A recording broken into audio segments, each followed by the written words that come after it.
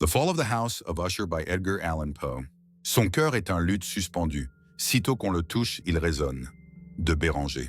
During the whole of a dull, dark, and soundless day in the autumn of the year, when the clouds hung oppressively low in the heavens, I had been passing alone, on horseback, through a singularly dreary tract of country, and at length found myself, as the shades of the evening drew on, within view of the melancholy House of Usher. I know not how it was, but with the first glimpse of the building, a sense of insufferable gloom pervaded my spirit. I say insufferable, for the feeling was unrelieved by any of that half-pleasurable, because poetic sentiment with which the mind usually receives even the sternest natural images of the desolate or terrible. I looked upon the scene before me, upon the mere house and the simple landscape features of the domain, upon the bleak walls, upon the vacant eye-like windows, upon a few rank sedges, and upon a few white trunks of decayed trees, with an utter depression of soul which I can compare to no earthly sensation more properly than to the after-dream of the reveler upon opium. The bitter lapse into everyday life, the hideous dropping off of the veil. There was an iciness, a sinking, a sickening of the heart, an unredeemed dreariness of thought which no goading of the imagination could torture into aught of the sublime. What was it, I paused to think, what was it that so unnerved me in the contemplation of the House of Usher? It was a mystery all insoluble, nor could I grapple with the shadowy fancies that crowded upon me as I pondered. I was forced to fall back upon the unsatisfactory conclusion that while beyond doubt, there are combinations of very simple natural objects which have the power of thus affecting us, still the analysis of this power lies among considerations beyond our depth. It was possible, I reflected, that a mere different arrangement of the particulars of the scene, of the details of the picture, would be sufficient to modify or perhaps to annihilate its capacity for sorrowful impression. And acting upon this idea, I reined my horse to the precipitous brink of a black and lurid tarn that lay in unruffled luster by the dwelling, and gazed down, but with a shudder even more thrilling than before, upon the remodeled and inverted images of the gray sedge, in the ghastly tree stems, in the vacant and eye-like windows. Nevertheless, in this mansion of gloom, I now proposed to myself a sojourn of some weeks. Its proprietor, Roderick Usher, had been one of my boon companions in boyhood, but many years had elapsed since our last meeting. A letter, however, had lately reached me in a distant part of the country, a letter from him, which in its wildly importunate nature had admitted of no other than a personal reply. The MS gave evidence of nervous agitation. The writer spoke of acute bodily illness, of a mental disorder which oppressed him, and of an earnest desire to see me, as his best and indeed his only personal friend, with a view of attempting, by the cheerfulness of my society, some alleviation of his malady. It was the manner in which all this and much more was said. It was the apparent heart that went with his request, which allowed me no room for hesitation, and I accordingly obeyed forthwith what I still considered a very singular summons. Although as boys we had been even intimate associates, yet I really knew little of my friend. His reserve had been always excessive and habitual. I was aware, however, that his very ancient family had been noted, time out of mind, for a peculiar sensibility of temperament, displaying itself, through long ages, in many works of exalted art, and manifested of late in repeated deeds of munificent yet unobtrusive charity, as well as in a passionate devotion to the intricacies, perhaps even more than to the orthodox and easily recognizable beauties of musical science. I had learned, too, the very remarkable fact that the stem of the Usher race, all time-honored as it was, had put forth, at no period, any enduring branch. In other words, that the entire family lay in the direct line of descent, and had always, with very trifling and very temporary variation, so lain. It was this deficiency I considered, while running over in thought the perfect keeping of the character of the premises with the accredited character of the people, and while speculating upon the possible influence which the one in the long lapse of centuries might have exercised upon the other. It was this deficiency, perhaps, of collateral issue, and the consequent undeviating transmission from sire to son of the patrimony with the name, which had, at length, so identified the two as to merge the original title of the estate in the quaint and equivocal appellation of the House of Usher. An appellation which seemed to include, in the minds of the peasantry who used it, both the family and the family mansion. I have said that the sole effect of my somewhat childish experiment, that of looking down within the tarn, had been to deepen the first singular impression. There can be no doubt that the consciousness of the rapid increase of my superstition, for why should I not so term it, served mainly to accelerate the increase itself. Such, I have long known, is the paradoxical law of all sentiments having terror as a basis. And it might have been for this reason only that when I again uplifted my eyes to the house itself from its image in the pool, there grew in my mind a strange fancy, a fancy so ridiculous indeed that I but mention it to show the vivid force of the sensations which oppressed me. I had so worked upon my imagination as really to believe that about the whole mansion and domain there hung an atmosphere peculiar to themselves in their immediate vicinity, an atmosphere which had no affinity with the air of heaven, but which had reeked up from the decayed trees and the gray wall and the silent tarn, a pestilent and mystic vapor, dull, sluggish, faintly discernible, and leaden-hued, shaking off from my spirit what must have been a dream. I scanned more narrowly the real aspect of the building. Its principal feature seemed to be that of an excessive antiquity. The discoloration of ages had been great. Minute fungi overspread the whole exterior, hanging in a fine tangled webwork from the eaves. Yet all this was apart from any extraordinary dilapidation. No portion of the masonry had fallen, and there appeared to be a wild inconsistency between its still perfect adaptation of parts and the crumbling condition of the individual stones. In this there was much that reminded me of the specious totality of old woodwork which has rotted for long years in some neglected vault, with no disturbance from the breath of the external air. Beyond this indication of extensive decay, however, the fabric gave little token of instability. Perhaps the eye of a scrutinizing observer might have discovered a barely perceptible fissure, which, extending from the roof of the building in front, made its way down the wall in a zigzag direction until it became lost in the sullen waters of the tarn.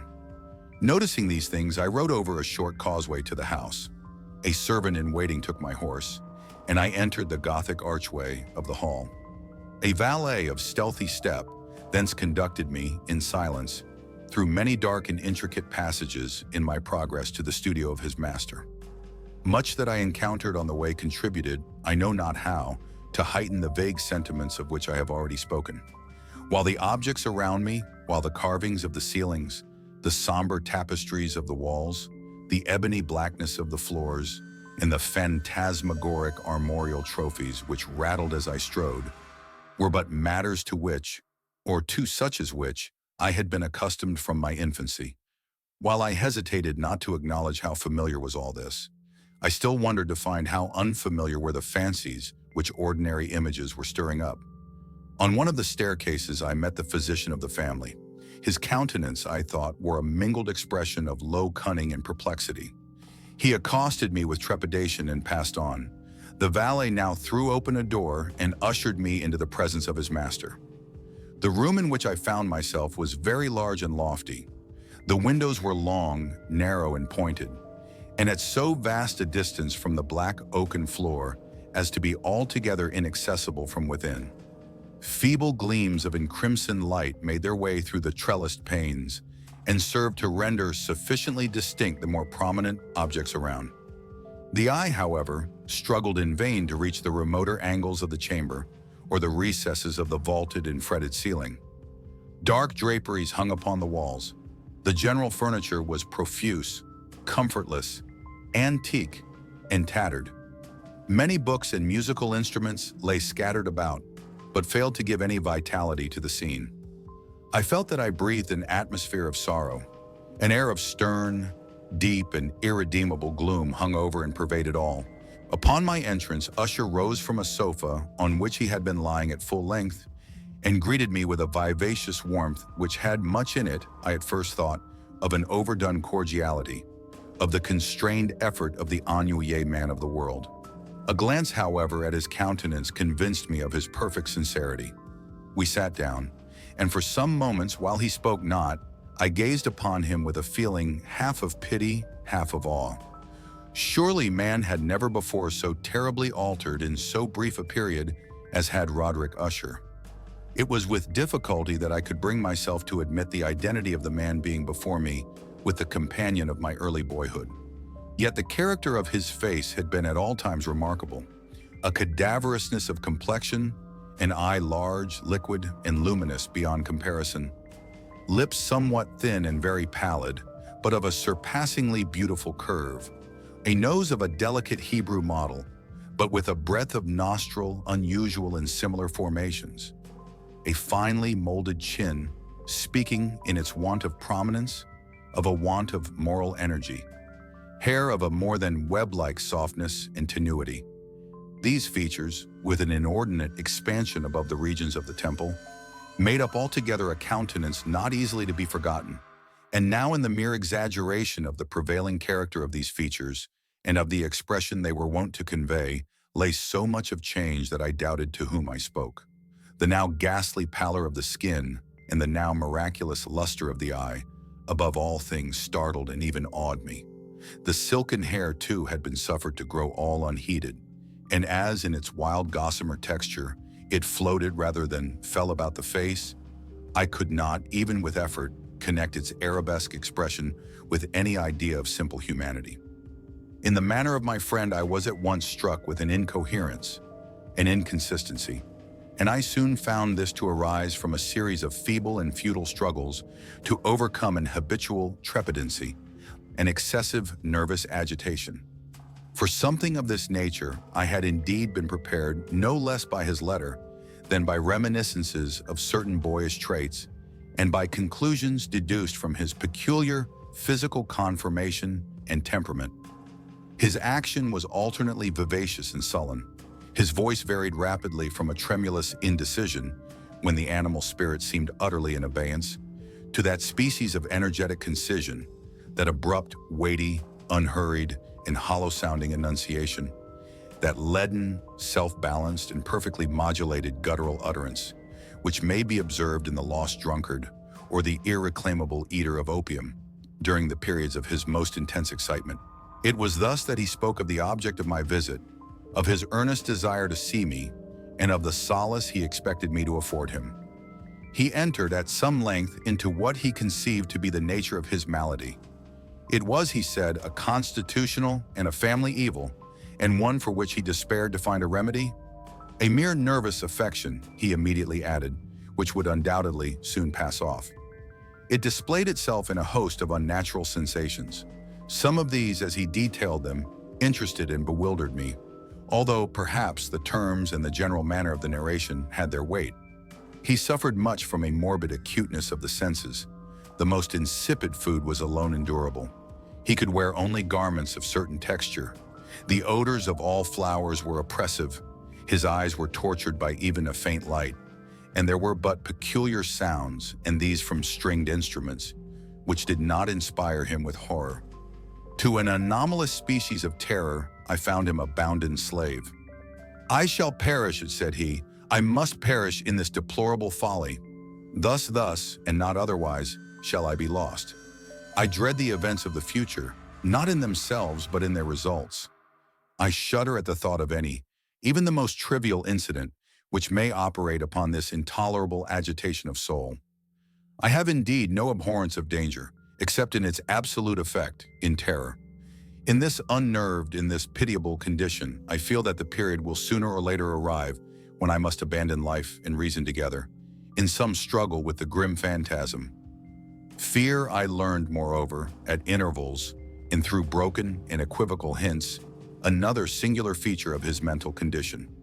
He was enchained by certain superstitious impressions in regard to the dwelling which he tenanted, and whence for many years he had never ventured forth. In regard to an influence whose supposititious force was conveyed in terms too shadowy here to be restated. an influence which some peculiarities in the mere form and substance of his family mansion had, by dint of long sufferance, he said, obtained over his spirit, an effect which the physique of the gray walls and turrets and of the dim tarn into which they all looked down had at length brought about upon the morale of his existence. He admitted, however, although with hesitation, that much of the peculiar gloom which thus afflicted him could be traced to a more natural and far more palpable origin, to the severe and long-continued illness, indeed to the evidently approaching dissolution of a tenderly beloved sister, his sole companion for long years, his last and only relative on earth. Her decease, he said with a bitterness which I can never forget, would leave him the hopeless and the frail, the last of the ancient race of the Ushers. While he spoke, the Lady Madeline, for so was she called, passed slowly through a remote portion of the apartment and, without having noticed my presence, disappeared. I regarded her with an utter astonishment not unmingled with dread, and yet I found it impossible to account for such feelings. A sensation of stupor oppressed me as my eyes followed her retreating steps. When a door at length closed upon her, my glance sought instinctively and eagerly the countenance of the brother, but he had buried his face in his hands, and I could only perceive that a far more than ordinary wayness had overspread the emaciated fingers, through which trickled many passionate tears. The disease of the Lady Madeline had long baffled the skill of her physicians. A settled apathy, a gradual wasting away of the person, and frequent, although transient affections of a partially cataleptical character were the unusual diagnosis. Hitherto, she had steadily borne up against the pressure of her malady and had not betaken herself finally to bed. But on the closing in of the evening of my arrival at the house, she succumbed, as her brother told me at night with inexpressible agitation, to the prostrating power of the destroyer, and I learned that the glimpse I had obtained of her person would thus probably be the last I should obtain, that the lady, at least while living, would be seen by me no more. For several days ensuing, her name was unmentioned by either Usher or myself, and during this period I was busied in earnest endeavors to alleviate the melancholy of my friend. We painted and read together, or I listened, as if in a dream, to the wild improvisations of his speaking guitar. And thus, as a closer and still closer intimacy admitted me more unreservedly into the recesses of his spirit, the more bitterly did I perceive the futility of all attempt at cheering a mind from which darkness, as if an inherent positive quality, poured forth upon all objects of the moral and physical universe in one unceasing radiation of gloom. I shall ever bear about me a memory of the many solemn hours I thus spent alone with the master of the House of Usher. Yet I should fail in any attempt to convey an idea of the exact character of the studies or of the occupations in which he involved me or led me the way. An excited and highly distempered ideality threw a sulphurous luster over all. His long improvised dirges will ring forever in my ears. Among other things, I hold painfully in mind a certain singular perversion and amplification of the wild air of the last waltz of von Weber. From the paintings over which his elaborate fancy brooded, and which grew touch by touch, into vagueness at which I shuddered the more thrillingly, because I shuddered knowing not why. From these paintings, vivid as their images now are before me, I would in vain endeavor to adduce more than a small portion which should lie within the compass of merely written words. By the utter simplicity, by the nakedness of his designs, he arrested and overawed attention. If ever mortal painted an idea, that mortal was Roderick Usher. For me at least, in the circumstances then surrounding me, there arose out of the pure abstractions which the hypochondriac contrived to throw upon his canvas an intensity of intolerable awe, no shadow of which felt I ever yet in the contemplation of the certainly glowing yet too concrete reveries of Fuseli. One of the phantasmagoric conceptions of my friend, partaking not so rigidly of the spirit of abstraction, may be shadowed forth, although feebly, in words. A small picture presented the interior of an immensely long and rectangular vault or tunnel, with low walls, smooth, white, and without interruption or device. Certain accessory points of the design served well to convey the idea that this excavation lay at an exceeding depth below the surface of the earth. No outlet was observed in any portion of its vast extent, and no torch or other artificial source of light was discernible. Yet a flood of intense rays rolled throughout and bathed the whole in a ghastly and inappropriate splendor. I have just spoken of that morbid condition of the auditory nerve which rendered all music intolerable to the sufferer, with the exception of certain effects of stringed instruments. It was, perhaps, the narrow limits to which he thus confined himself upon the guitar, which gave birth, in great measure, to the fantastic character of the performances. But the fervid facility of his impromptus could not be so accounted for. They must have been, and were in the notes, as well as in the words of his wild fantasias, for he not unfrequently accompanied himself with rhyme-verbal improvisations. The result of that intense mental collectedness and concentration to which I have previously alluded as observable only in particular moments of the highest artificial excitement. The words of one of these rhapsodies I have easily remembered. I was, perhaps, the more forcibly impressed with it as he gave it, because, in the under or mystic current of its meaning, I fancied that I perceived, and for the first time, a full consciousness on the part of Usher of the tottering of his lofty reason upon her throne. The verses, which were entitled The Haunted Palace, ran very nearly, if not accurately, thus. In the greenest of our valleys, by good angels tenanted, once a fair and stately palace, radiant palace reared its head. In the monarch thought's dominion, it stood there. Never seraph spread a pinion over fabric half so fair. Banners yellow, glorious, golden, on its roof did float and flow. This, all this, was in the olden time long ago. And every gentle air that dallied, in that sweet day, along the ramparts plumed and pallid, a winged odor went away. Wanderers in that happy valley, through two luminous windows, saw spirits moving musically to a lute's well-tuned law.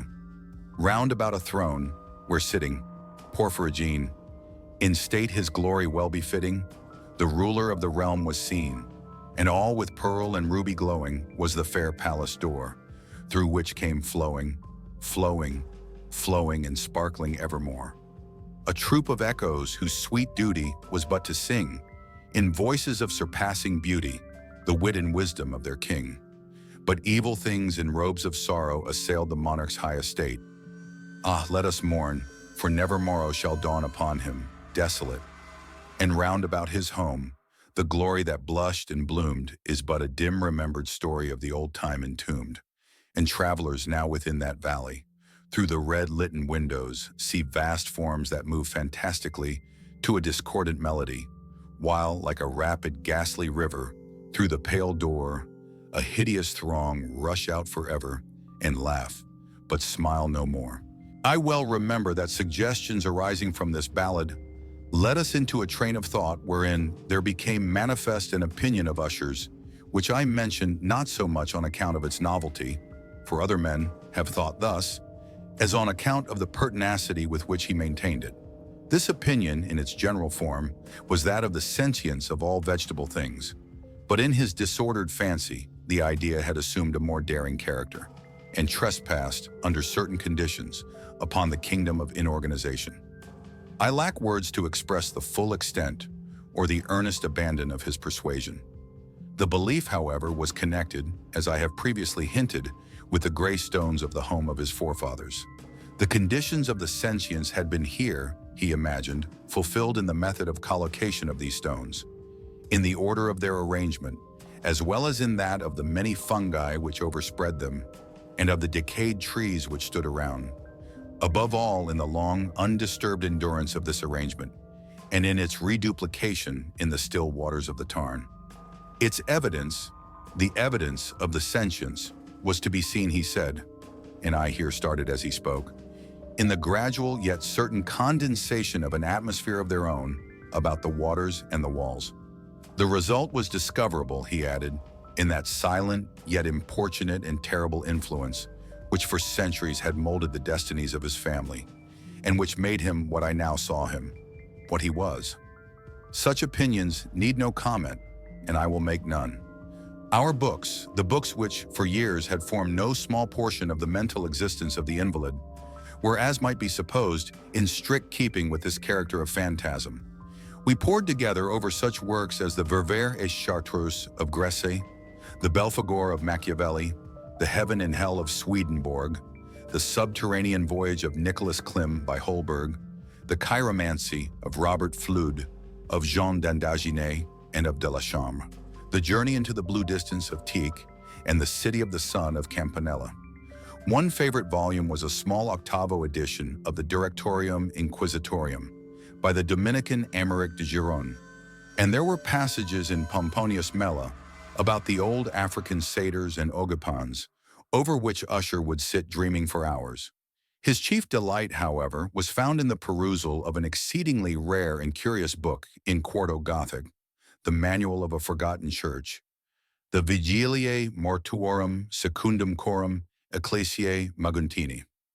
I could not help thinking of the wild ritual of this work and of its probable influence upon the hypochondriac, when one evening, having informed me abruptly that the Lady Madeline was no more, he stated his intention of preserving her corpse for a fortnight, previously to its final interment, in one of the numerous vaults within the main walls of the building. The worldly reason, however, assigned for this singular proceeding was one which I did not feel at liberty to dispute. The brother had been led to his resolution, so he told me, by consideration of the unusual character of the malady of the deceased, of certain obtrusive and eager inquiries on the part of her medical men, and of the remote and exposed situation of the burial ground of the family.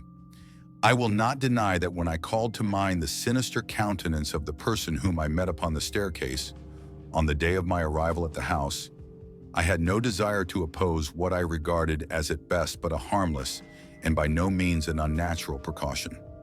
At the request of Usher, I personally aided him in the arrangements for the temporary entombment. The body having been encoffined, we two alone bore it to its rest. The vault in which we placed it, and which had been so long unopened that our torches, half smothered in its oppressive atmosphere, gave us little opportunity for investigation, was small, damp, and entirely without means of admission for light. Lying at great depth, immediately beneath that portion of the building in which was my own sleeping apartment. It had been used apparently in remote feudal times for the worst purposes of a donjon keep, and in later days as a place of deposit for powder or some other highly combustible substance, as a portion of its floor and the whole interior of a long archway through which we reached it were carefully sheathed with copper. The door of massive iron had been also similarly protected. Its immense weight caused an unusually sharp grating sound as it moved upon its hinges. Having deposited our mournful burden upon trestles within this region of horror, we partially turned aside the yet unscrewed lid of the coffin and looked upon the face of the tenant. A striking similitude between the brother and sister now first arrested my attention, and Usher, divining perhaps my thoughts, murmured out some few words from which I learned that the deceased and himself had been twins, and that sympathies of a scarcely intelligible nature had always existed between them. Our glances, however, rested not long upon the dead, for we could not regard her unawed. The disease which had thus entombed the lady in the maturity of youth had left, as usual in all maladies of a strictly cataleptical character, the mockery of a faint blush upon the bosom and the face, and that suspiciously lingering smile upon the lip, which is so terrible in death. We replaced and screwed down the lid, and, having secured the door of iron, made our way with toil into the scarcely less gloomy apartments of the upper portion of the house. And now, some days of bitter grief having elapsed, an observable change came over the features of the mental disorder of my friend. His ordinary manner had vanished. His ordinary occupations were neglected or forgotten. He roamed from chamber to chamber with hurried, unequal, and objectless step. The pallor of his countenance had assumed, if possible, a more ghastly hue, but the luminousness of his eye had utterly gone out. The once occasional huskiness of his tone was heard no more, and a tremulous quaver, as if of extreme terror, habitually characterized his utterance. There were times indeed when I thought his unceasingly agitated mind was laboring with some oppressive secret, to divulge which he struggled for the necessary courage. At times, again, I was obliged to resolve all into the mere inexplicable vagaries of madness, for I beheld him gazing upon vacancy for long hours, in an attitude of the profoundest attention, as if listening to some imaginary sound. It was no wonder that his condition terrified, that it infected me. I felt creeping upon me, by slow yet certain degrees, the wild influences of his own fantastic yet impressive superstitions. It was especially upon retiring to bed late in the night of the 7th or 8th day after the placing of the Lady Madeline within the donjon that I experienced the full power of such feelings. Sleep came not near my couch, while the hours waned and waned away. I struggled to reason off the nervousness which had dominion over me. I endeavored to believe that much, if not all, of what I felt was due to the bewildering influence of the gloomy furniture of the room, of the dark and tattered draperies which, tortured into motion by the breath of a rising tempest, swayed fitfully to and fro upon the walls, and rustled uneasily about the decorations of the bed. But my efforts were fruitless. An irrepressible tremor gradually pervaded my frame, and at length there sat upon my very heart an incubus of utterly causeless alarm. Shaking this off with a gasp and a struggle, I uplifted myself upon the pillows, and peering earnestly within the intense darkness of the chamber, hearkened, I know not why, except that an instinctive spirit prompted me, to certain low and indefinite sounds which came, through the pauses of the storm, at long intervals, I knew not whence. Overpowered by an intense sentiment of horror, unaccountable yet unendurable, I threw on my clothes with haste, for I felt that I should sleep no more during the night, and endeavored to arouse myself from the pitiable condition into which I had fallen by pacing rapidly to and fro through the apartment. I had taken but few turns in this manner when a light step on an adjoining staircase arrested my attention. I presently recognized it as that of Usher. In an instant afterward, he rapped with a gentle touch at my door and entered, bearing a lamp. His countenance was, as usual, cadaverously wan, but moreover there was a species of mad hilarity in his eyes, and evidently restrained hysteria in his whole demeanor.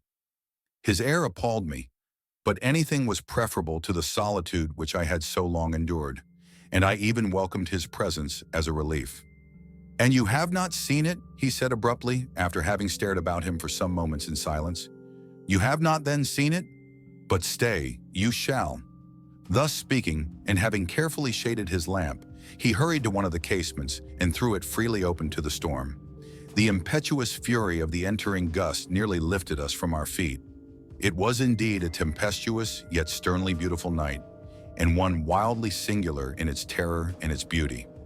A whirlwind had apparently collected its force in our vicinity, for there were frequent and violent alterations in the direction of the wind, and the exceeding density of the clouds which hung so low as to press upon the turrets of the house did not prevent our perceiving the lifelike velocity with which they flew careering from all points against each other, without passing away into the distance. I say that even their exceeding density did not prevent our perceiving this. Yet we had no glimpse of the moon or stars, nor was there any flashing forth of the lightning. But the under surfaces of the huge masses of agitated vapor, as well as all terrestrial objects immediately around us, were glowing in the unnatural light of a faintly luminous and distinctly visible gaseous exhalation which hung about and enshrouded the mansion. "You must not, you shall not behold this," said I, shuddering to Usher as I led him, with a gentle violence, from the window to a seat. "These appearances, which bewilder you, are merely electrical phenomena not uncommon, or it may be that they have their ghastly origin in the rank miasma of the tarn. Let us close this casement. The air is chilling and dangerous to your frame. Here is one of your favorite romances. I will read and you shall listen, and so we will pass away this terrible night together." The antique volume which I had taken up was The Mad Tryst of Sir Launcelot Canning, but I had called it a favorite of Usher's more in sad jest than in earnest, for in truth, there is little in its uncouth and unimaginative prolixity which could have had interest for the lofty and spiritual ideality of my friend. It was, however, the only book immediately at hand, and I indulged a vague hope that the excitement which now agitated the hypochondriac might find relief, for the history of mental disorder is full of similar anomalies, even in the extremeness of the folly which I should read. Could I have judged indeed by the wild, overstrained air of vivacity with which he hearkened? or apparently hearkened to the words of the tale, I might well have congratulated myself upon the success of my design. I had arrived at that well-known portion of the story where Ethelred, the hero of the tryst, having sought in vain for peaceable admission into the dwelling of the hermit, proceeds to make good an entrance by force. Here it will be remembered, the words of the narrative run thus: "And Ethelred, who was by nature of a doughty heart, and who was now mighty withal, on account of the powerfulness of the wine which he had drunken, waited no longer to hold parley with the hermit, who, in sooth, was of an obstinate and maliceful turn, but feeling the rain upon his shoulders, and fearing the rising of the tempest, uplifted his mace outright, and, with blows, made quickly room in the plankings of the door for his gauntleted hand. And now pulling therewith sturdily, he so cracked and ripped and tore all asunder that the noise of the dry and hollow-sounding wood alarumed and reverberated throughout the forest." At the termination of the sentence I started and for a moment paused, for it appeared to me, although I at once concluded that my excited fancy had deceived me, it appeared to me that from some very remote portion of the mansion, there came indistinctly to my ears what might have been, in its exact similarity of character, the echo, but a stifled and dull one certainly, of the very cracking and ripping sound which Sir Launcelot had so particularly described. It was beyond doubt the coincidence alone which had arrested my attention, for amid the rattling of the sashes of the casements and the ordinary commingled noises of the still increasing storm, the sound in itself had nothing surely which should have interested or disturbed me. I continued the story. But the good champion Ethelred, now entering within the door, was sore enraged and amazed to perceive no signal of the maliceful hermit, but in the stead thereof a dragon of a scaly and prodigious demeanor, and of a fiery tongue, which sat in guard before a palace of gold with a floor of silver, and upon the wall there hung a shield of shining brass, with this legend enwritten: "Who entereth herein, a conqueror hath been, who slayeth the dragon, the shield he shall win." And Ethelred uplifted his mace, and struck upon the head of the dragon, which fell before him, and gave up his pesty breath with a shriek so horrid and harsh, and withal so piercing, that Ethelred had feigned to close his ears with his hands against the dreadful noise of it, the like whereof was never before heard. Here again I paused abruptly, and now with a feeling of wild amazement, for there could be no doubt whatever that, in this instance, I did actually hear, although from what direction it proceeded I found it impossible to say, a low and apparently distant, but harsh, protracted, and most unusual screaming or grating sound, the exact counterpart of what my fancy had already conjured up for the dragon's unnatural shriek as described by the romancer.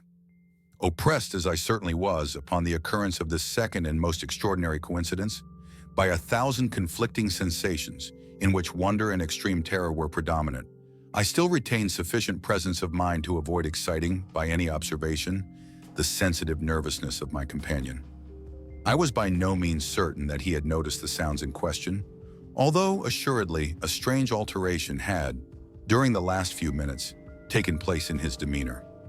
From a position fronting my own, he had gradually brought round his chair so as to sit with his face to the door of the chamber, and thus I could but partially perceive his features, although I saw that his lips trembled as if he were murmuring inaudibly. His head had dropped upon his breast, yet I knew that he was not asleep, from the wide and rigid opening of the eye, as I caught a glance of it in profile. The motion of his body, too, was at variance with this idea, for he rocked from side to side with a gentle yet constant and uniform sway. Having rapidly taken notice of all this, I resumed the narrative of Sir Launcelot, which thus proceeded.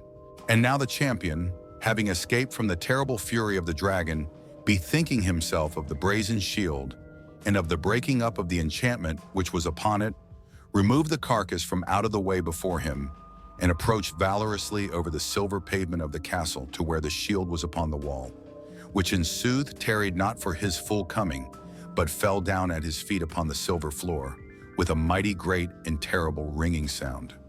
No sooner had these syllables passed my lips, than, as if a shield of brass had indeed at the moment fallen heavily upon a floor of silver, I became aware of a distinct, hollow, metallic, and clangorous, yet apparently muffled, reverberation.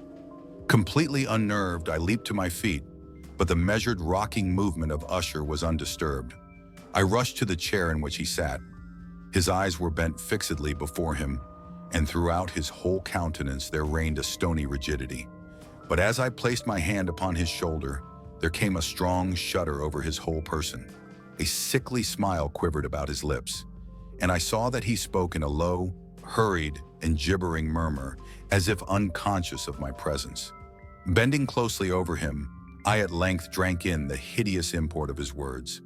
Not hear it? Yes, I hear it, and have heard it. Long, many minutes, many hours, many days have I heard it. Yet I dared not, oh, pity me, miserable wretch that I am. I dared not speak. We have put her living in the tomb. Said I not that my senses were acute? I now tell you that I heard her first feeble movements in the hollow coffin. I heard them many days ago, yet I dared not speak. And now, tonight, Ethelred, ha! The breaking of the hermit's door, and the death cry of the dragon, and the clangor of the shield. Say rather the rending of her coffin, and the grating of the iron hinges of her prison, and her struggles within the coppered archway of the vault. Oh, whither shall I fly? Will she not be here anon? Is she not hurrying to upbraid me for my haste? Have I not heard her footstep on the stair? Do I not distinguish that heavy and horrible beating of her heart? Madman! Here he sprang furiously to his feet and shrieked out his syllables, as if in the effort he were giving up his soul. Madman! I tell you that she now stands without the door. As if in the superhuman energy of his utterance there had been found the potency of a spell, the huge antique panels to which the speaker pointed threw slowly back. Upon the instant, their ponderous and ebony jaws. It was the work of the rushing gust. But then without those doors there did stand the lofty and enshrouded figure of the Lady Madeline of Usher. There was blood upon her white robes and the evidence of some bitter struggle upon every portion of her emaciated frame. For a moment she remained trembling and reeling to and fro upon the threshold. Then with a low moaning cry, fell heavily inward upon the person of her brother, and in her violent and now final death agonies, bore him to the floor a corpse, and a victim to the terrors he had anticipated. From that chamber and from that mansion, I fled aghast. The storm was still abroad in all its wrath as I found myself crossing the old causeway. Suddenly there shot along the path a wild light, and I turned to see whence a gleam so unusual could have issued, for the vast house and its shadows were alone behind me. The radiance was that of the full, setting, and blood-red moon, which now shone vividly through that once barely discernible fissure of which I have before spoken as extending from the roof of the building in a zigzag direction to the base. While I gazed, this fissure rapidly widened. There came a fierce breath of the whirlwind. The entire orb of the satellite burst at once upon my sight. My brain reeled as I saw the mighty walls rushing asunder. There was a long, tumultuous shouting sound like the voice of 1,000 waters, and the deep and dank tarn at my feet closed sullenly and silently over the fragments of the House of Usher.